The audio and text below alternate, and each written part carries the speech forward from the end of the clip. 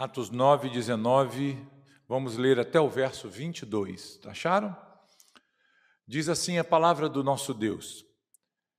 E depois de ter se alimentado, sentiu-se fortalecido. Então permaneceu em Damasco alguns dias com os discípulos. E logo pregava nas sinagogas a Jesus, afirmando que este é o Filho de Deus. Ora, todos que o ouviam estavam atônitos e diziam: não é este o que exterminava em Jerusalém os que invocavam o nome de Jesus e para que veio precisamente com o fim de os levar amarrados aos principais sacerdotes? Saulo, porém, mais e mais se fortalecia e confundia os judeus que moravam em Damasco, demonstrando que Jesus é o Cristo. Amém. Meus irmãos, hoje nós veremos aqui em nosso estudo os desdobramentos da conversão de Saulo. Nós já caminhamos aí um bom trecho do texto aí do capítulo 9. Vimos aqui como é que Saulo foi alcançado. Na última oportunidade, nós vimos um pouco mais a respeito do chamado de Deus para Saulo, o que ele deveria experimentar ao longo da sua vida agora com Cristo. Na outra oportunidade, 2 semanas atrás, nós vimos como é que foi a visita de Ananias ali, à casa de Judas, onde Saulo estava hospedado depois que ele chega em Damasco. E o texto vai seguir trazendo para nós o que acontece depois. Então, no versículo 19 aí, que nós demos uma breve olhada já nas outras oportunidades aqui com vocês, mas que inaugura o nosso texto de hoje, vai nos dizer o que aconteceu imediatamente após a visita de Ananias. Paulo, então, ele é batizado, a sua visão retorna, depois da oração de Ananias, ele recebe o batismo, e diz o texto, então, que ele se alimenta e sentiu-se fortalecido. Devemos lembrar que ele estava há 3 dias sem comer, sem beber, estava bem mal mesmo. E depois desse momento aqui, dessa visita, ele já se sente mais animado, encorajado. Provavelmente Ananias deve ter lá preparado o almoço para ele, né? E ele então pôde se alimentar novamente, se sentiu mais fortalecido. E aí o texto, na segunda parte do versículo 19, vai nos mostrar aí que então Saulo fica alguns dias ali com os discípulos. Nós devemos lembrar que ele tinha ido exatamente para Damasco para perseguir os discípulos de Jesus. Assim os cristãos eram chamados nessa época aqui também já, né, como discípulos de Cristo. E são esses discípulos que acolhem Saulo, o recebe, ele fica lá por algum tempo. Nós não sabemos aqui quanto tempo exatamente Paulo ele fica com esses irmãos ali, porque Lucas ele não tem um propósito aqui de nos dar detalhes tão profundos acerca desses desdobramentos aqui logo após a sua conversão, seu batismo nas águas e a permanência ali em Damasco. Nós não sabemos isso. Nós, olhando as declarações de Paulo, principalmente lá na carta aos Gálatas, e algumas, ele também fala a respeito desse episódio aqui, um pouco disso lá, a segunda carta aos Coríntios, se eu não me engano, ele vai narrar esse episódio ali que ele enfrenta em Damasco.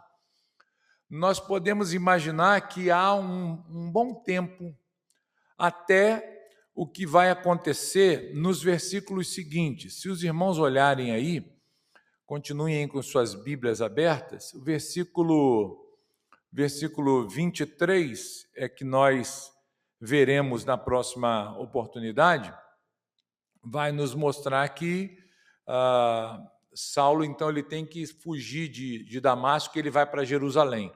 Olhando aqui para o texto, nós imaginamos que isso aconteceu rapidamente, 1, 2 semanas no máximo, né? Talvez uns 30 dias, mas não é isso. Provavelmente, o tempo decorrido entre a conversão dele e até a sua chegada em Jerusalém, aproximadamente 3 anos.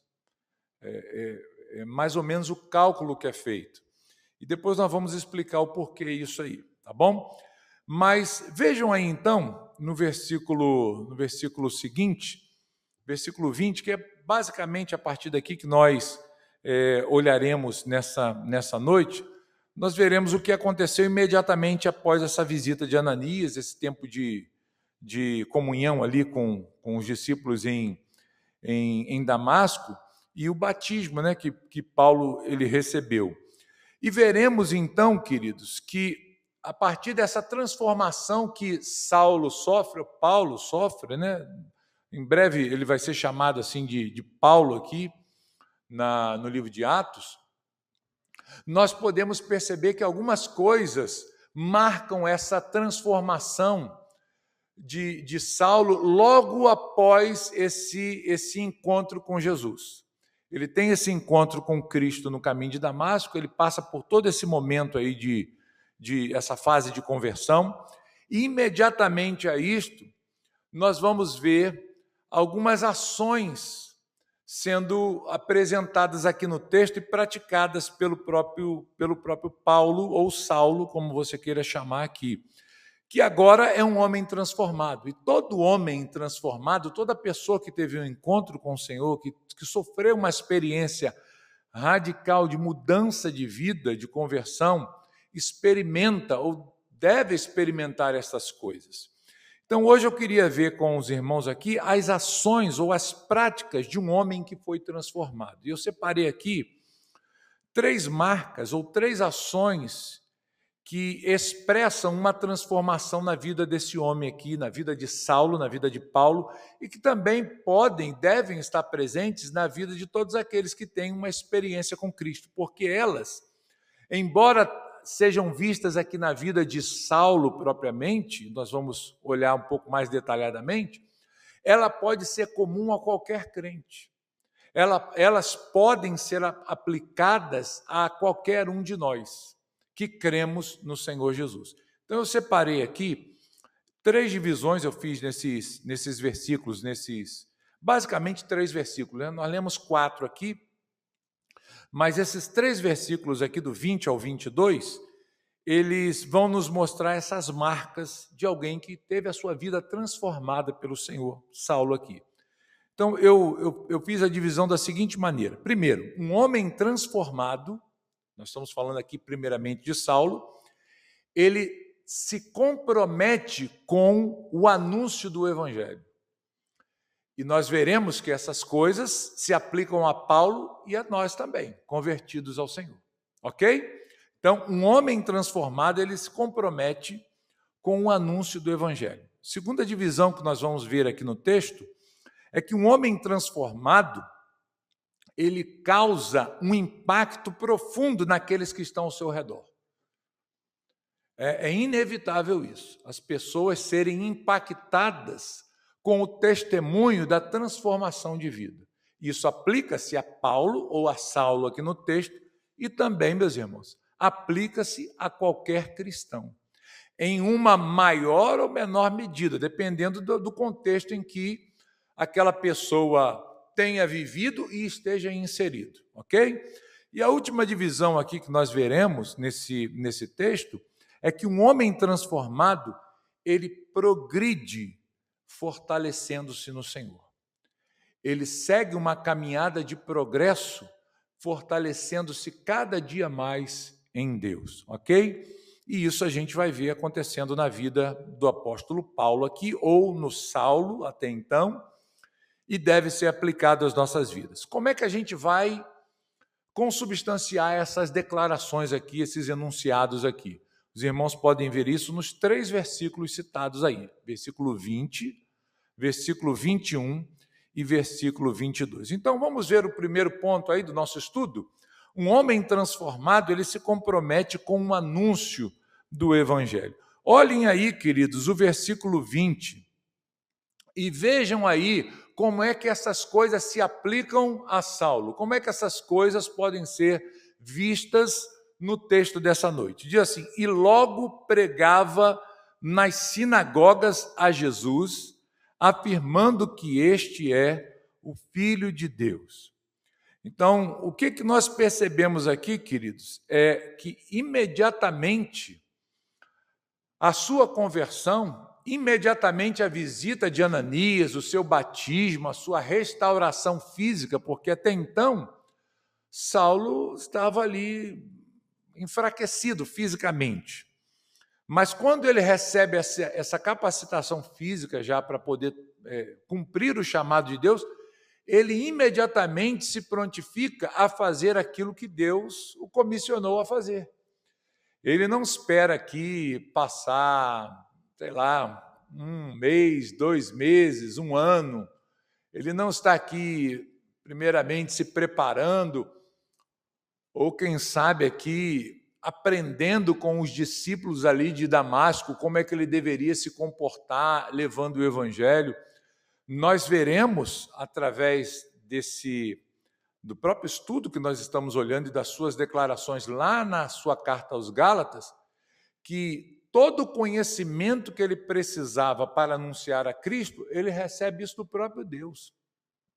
É o próprio Jesus que transmite esse ensinamento a ele, e ele então pode, a partir daquilo que ele tem a experiência com o próprio Cristo, pregar o evangelho que lhe foi confiado. Nós não devemos imaginar Saulo aqui, reunido com os discípulos de Damasco, sendo ensinado, frequentando a classe de novos convertidos, né?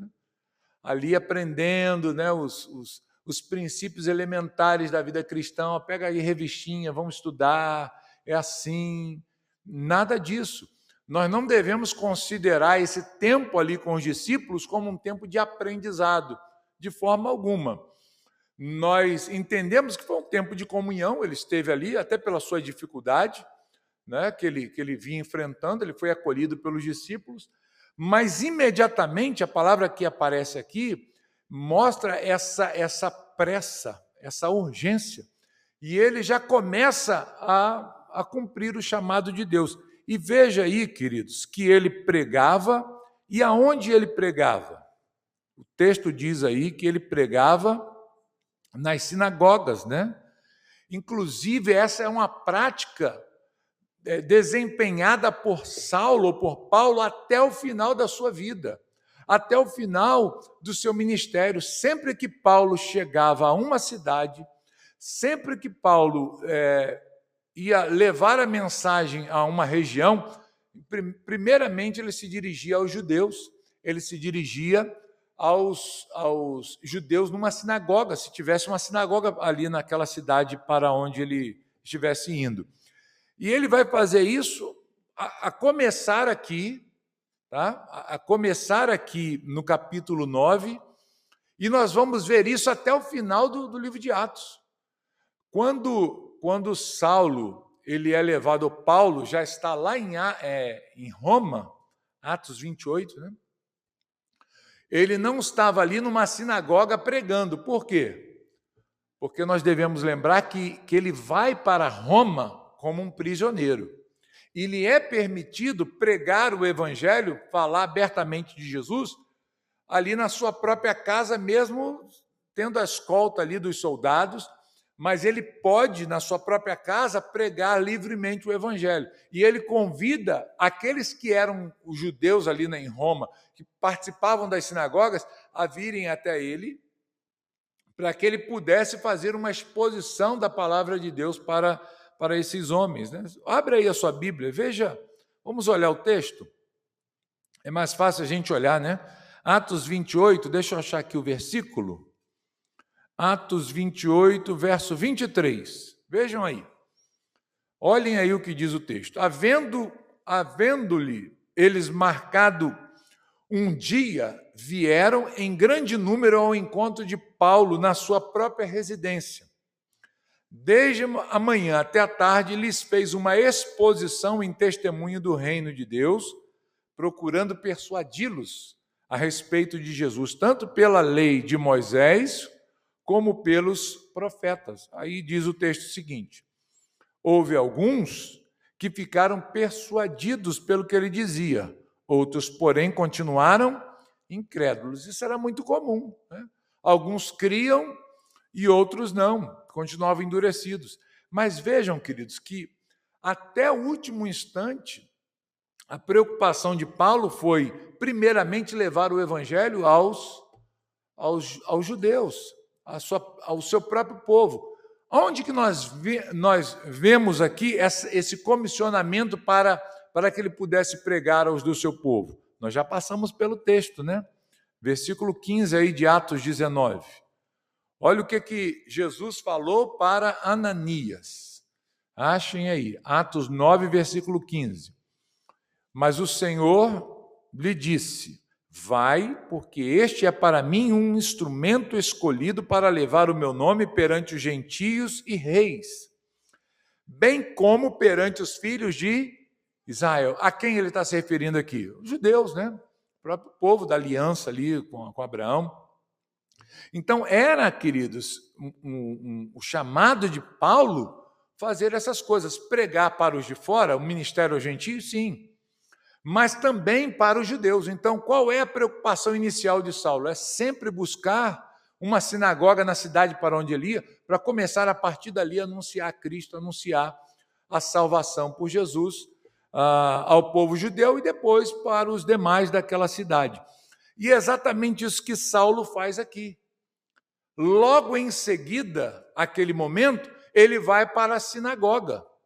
Ele tinha recebido cartas do sumo sacerdote para ir às sinagogas e prender aqueles que estavam ali seguindo a Jesus. Mas no caminho de Damasco, nós vimos, ele se encontra com o sumo sacerdote, né?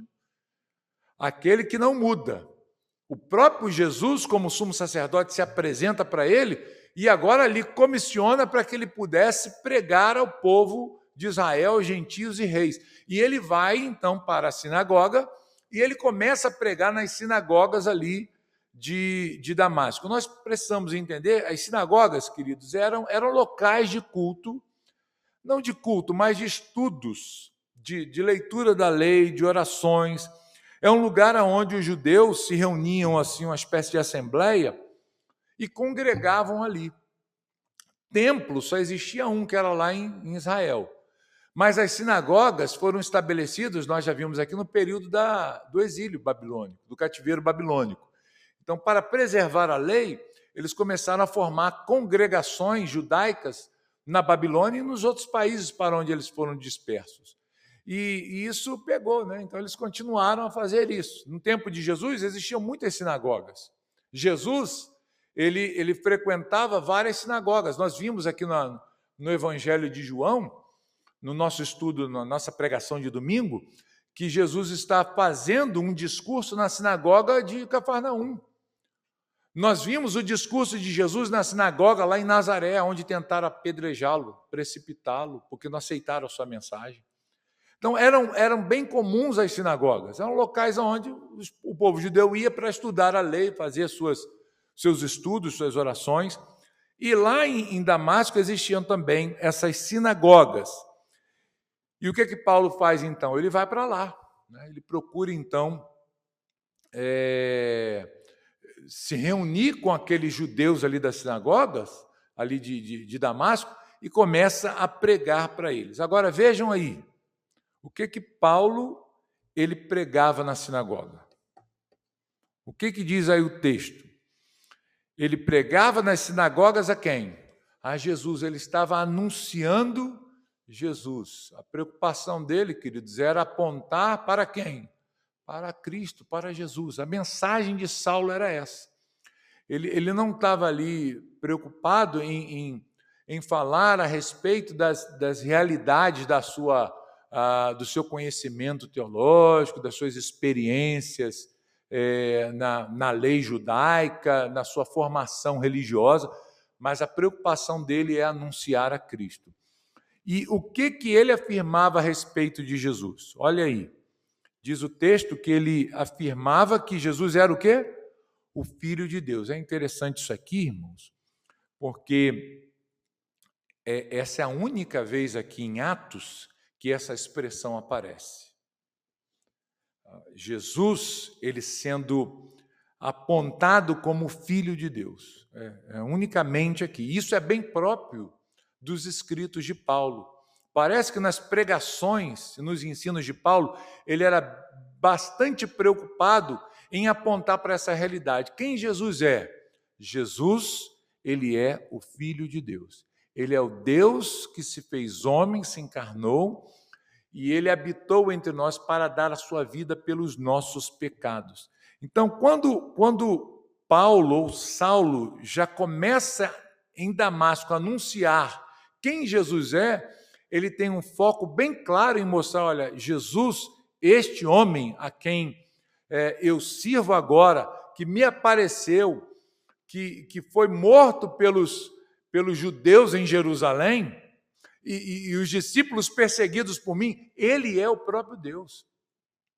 Ele aponta aqui para uma realidade que demonstra quem de fato Jesus é, né? A sua identidade substancial. Ele não é um homem comum, ele é o próprio Deus encarnado, ele é o próprio Deus homem entre nós. Então isso aqui é muito importante, por quê? Porque isso vai nos mostrar, queridos, a ênfase da pregação de Saulo. A preocupação de Saulo aqui, Paulo, é mostrar quem Jesus é. Ele não é um homem incomum. Ele não é um simples homem. Ele é o próprio Deus encarnado. Ele é o Filho de Deus. E essa declaração, ela está presente aqui. Lucas, ele insere aqui para mostrar essa ênfase no ministério de Paulo. Ao proclamar Jesus, sempre conectando Jesus com a pessoa do Filho. Ele é o Filho de Deus. E isso mostra essa diferença substancial. Ele é o próprio Deus, a sua substância divina. Não é um homem comum. Por que isso é importante nós observarmos? Porque a expressão Filho de Deus, ela aparece dentro da história, dentro do Antigo Testamento, sendo aplicada por exemplo, a anjos. Se os irmãos olharem o livro de Jó, vejam aí Jó capítulo 1, a gente vai ver isso aparecendo. Essa ligação de filhos de Deus sendo apontada para anjos, essa conexão com anjos. Vejam aí Jó capítulo 1, versículo 6.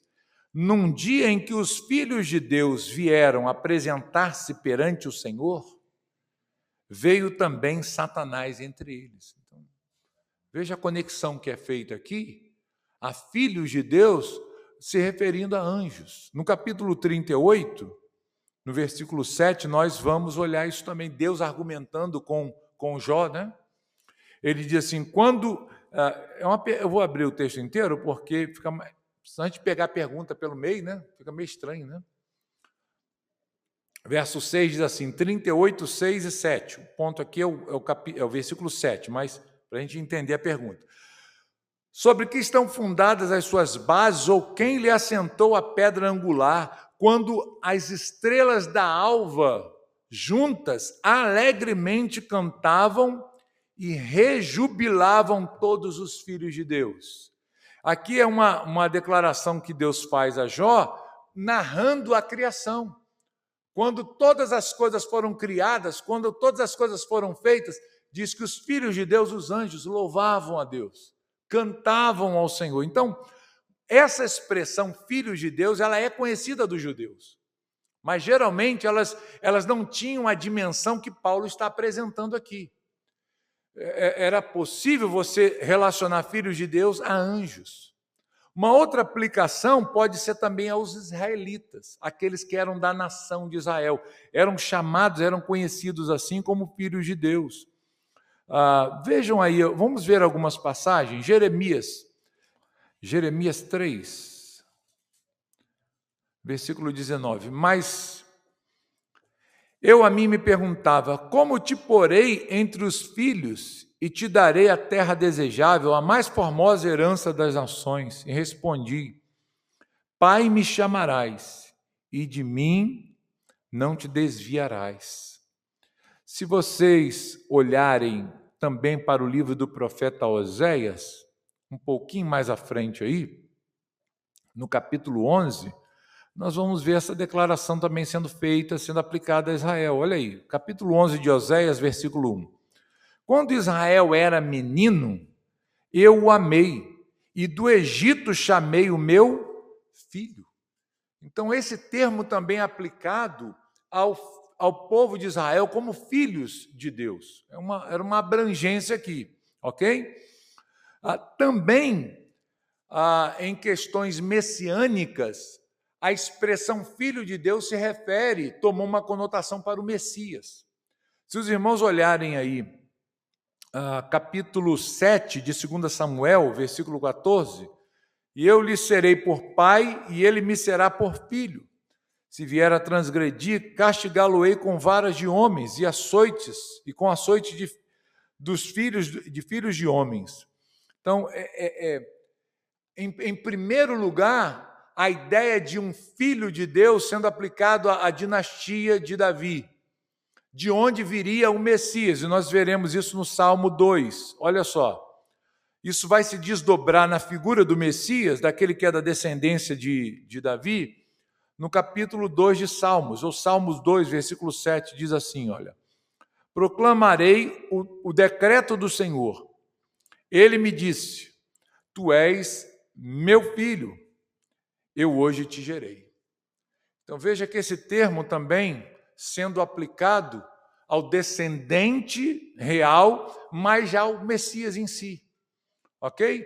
Então, quando os judeus ouviam essa expressão filho de Deus, não é uma expressão nova, mas ela geralmente estava conectada a essas figuras, ou a anjos, ou a nação de Israel, ou descendente de Davi e ao próprio Messias. Ok?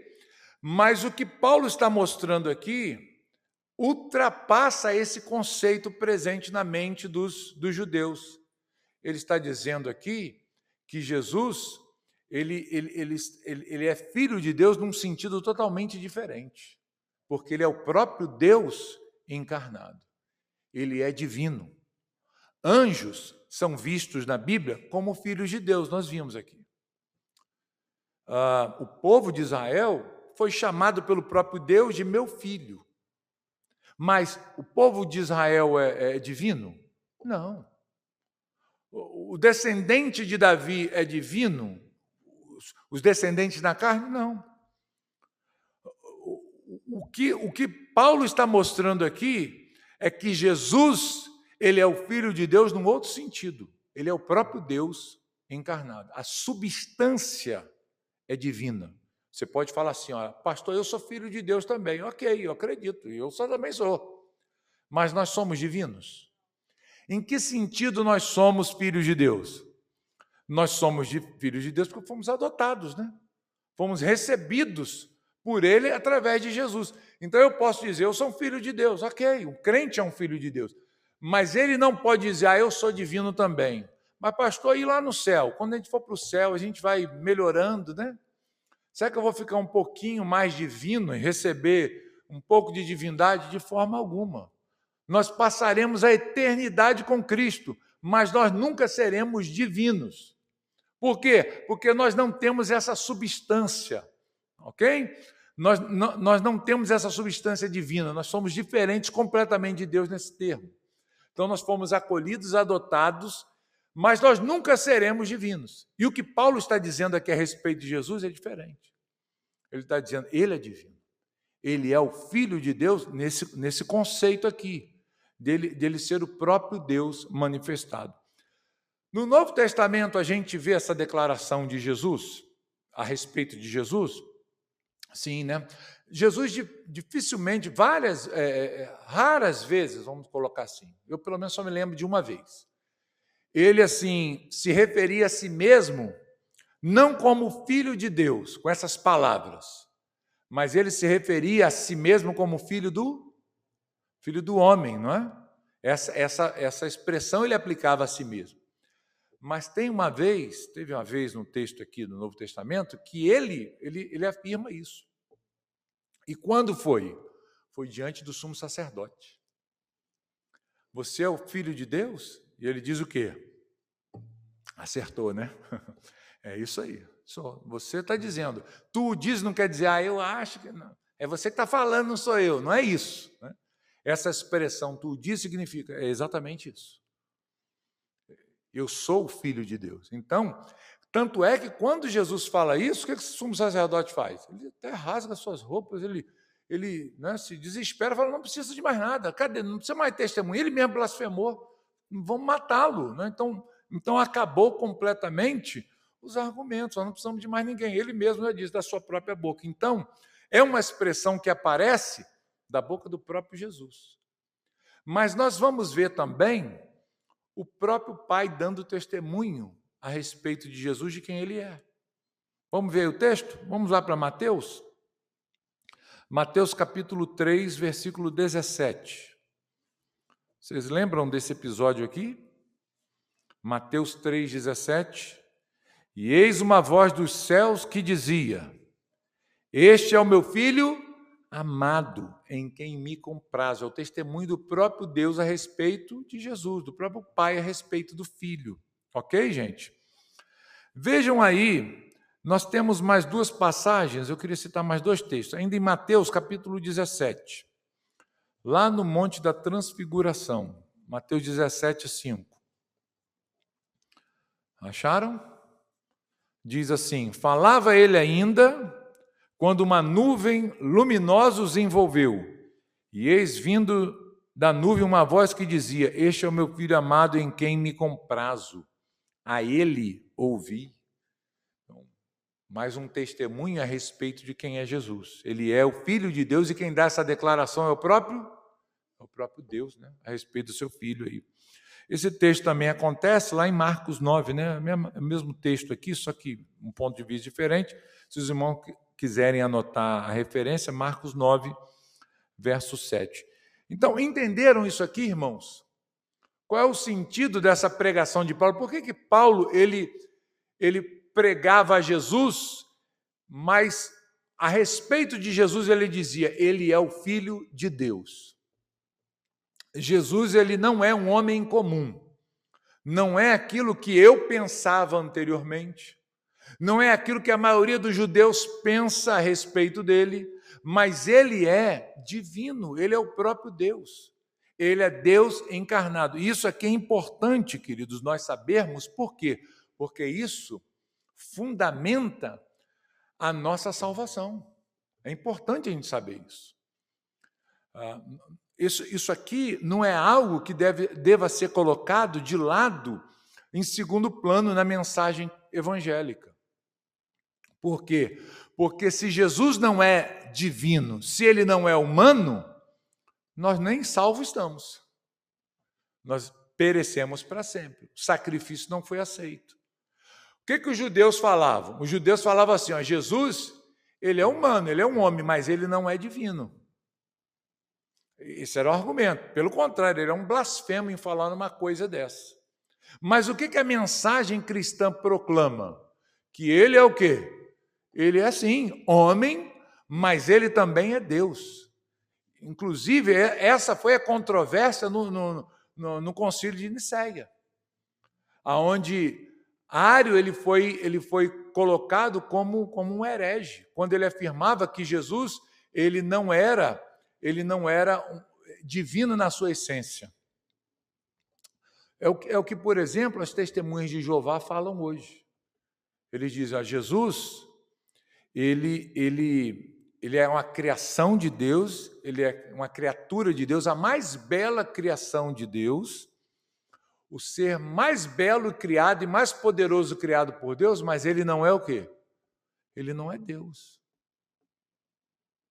É exatamente isso que eles falam. É o contrário, né? Do que o Evangelho proclama. Então, quando você diz algo assim a respeito de Jesus, você perdeu completamente o Evangelho. Não há nenhuma esperança para aqueles que professam estas coisas, porque se não há divindade, se não há humanidade presente, as duas realidades num só ser, num só homem, numa só pessoa ali, como é que o preço pelo nosso pecado foi pago? Não dá. O homem teria que ser homem para quê? Para poder morrer pelos nossos pecados. Agora, precisava de ter uma dignidade, uma dignidade eterna para que esse sacrifício pudesse ser aceito também. Um valor eterno. Veja, eu não posso, queridos, morrer pelos meus pecados. Eu morro por causa dos meus pecados. Mas o meu pecado, a minha vida, melhor dizendo, ela não pode pagar o preço do meu pecado. Não tem como. Não há dignidade suficiente em mim, em nenhum de nós, para pagarmos o valor que é exigido a Deus pelo nosso pecado. Então, nós estamos num problema terrível. O problema é esse.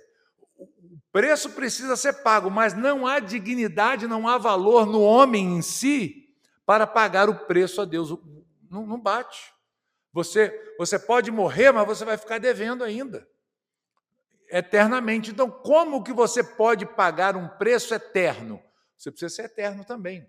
Você precisa ter um valor eterno. Então, como é que concilia essas coisas? Deus precisa se tornar homem para morrer pelos nossos pecados e pagar de forma digna e um valor alto e eterno o preço do nosso pecado, nossa culpa diante de Deus. Ok? Então, se não há essa realidade, não há esperança alguma para a gente. Se Cristo não é homem, não tem como o preço ter valor. Precisa-se de um homem morrendo pelos homens, ok? E precisa ser um pagamento feito pelo próprio Deus. A pergunta é: Deus morre? Deus morre, irmãos? Deus não morre, né? Mas Deus morreu aqui. Então, como é que a gente resolve esse problema? Deus, homem, morreu. Ele sangrou. Deus vai sangrar? Você já viu Deus sangrando? Não, né? Mas como é que a gente resolve isso aqui? Deus, homem, morreu, derramou o seu sangue pelos nossos pecados, e assim pagou o valor necessário para redimir a humanidade, né? Nossa alma do inferno. Então, esse aqui, queridos, é o cerne do Evangelho. Veja que Paulo está comprometido em pregar isso desde o início, desde o começo.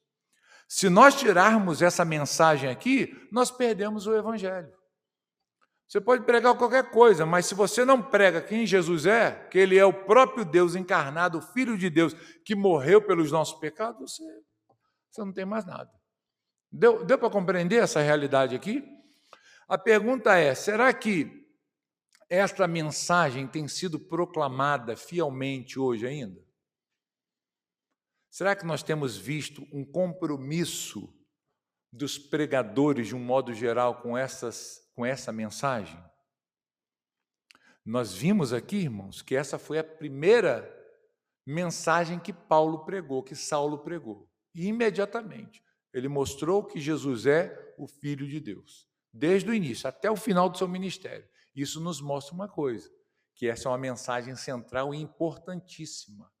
Se nós tirarmos isso aqui do Evangelho, você pode botar qualquer coisa, o que você quiser, mas você não tem o Evangelho. E a questão é: será que hoje nós podemos olhar para a igreja, para o que é pregado e ensinado nos púlpitos? Será que Cristo tem sido anunciado como sendo de fato o Filho de Deus, aquele que veio para morrer e tirar o nosso pecado ao custo do seu próprio sangue? Essa é a pergunta que nós precisamos fazer hoje. Na semana que vem nós veremos então esse segundo ponto aqui por causa do nosso horário e caminharemos, né, no restante do nosso texto. Amém?